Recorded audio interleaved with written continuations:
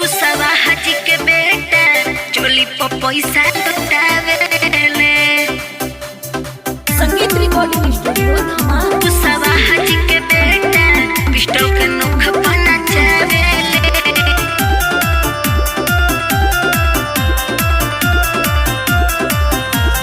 हई रंगदार हम जवार के हो, मालूम बा यूपी बिहार के हो।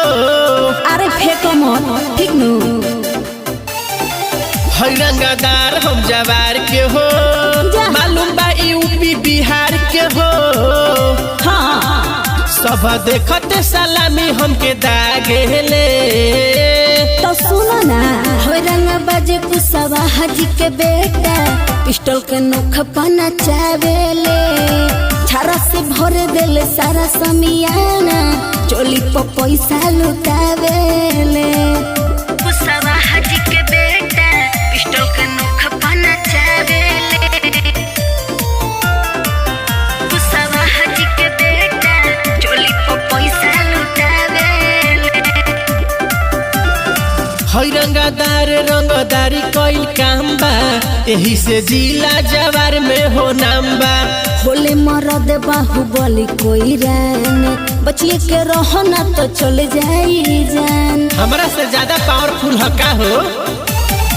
हई रंगदारी कईल काम बा, एही से जिला जवार में हो नाम बा। होले मरद बाहुबली कोई रान, बचिए के रहो ना तो चले जाई जान। हई शेर केहू हाथ न लगावेले। ऐसन बात बा।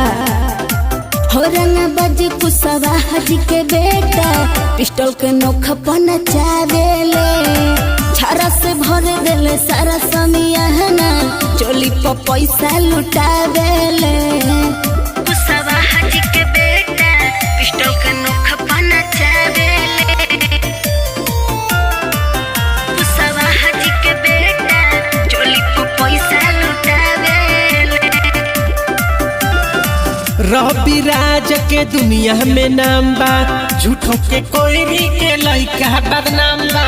पप्पू पेंटर के होई हम जान हो, खटी मरद तो हमें कोई रान हो। अरे बच के रहो। रवि राज के दुनिया में नाम बा, झूठो के कोयरी के लइका बदनाम बा। पप्पू पेंटर के होई हम जान हो, खटी मरद तो हमें कोई रान हो। पावर हमारा भी केहू न देखावेले। हो रंग बाजे कुसवा हाजी के बेटा पिस्टल के नोक पर नचावेले।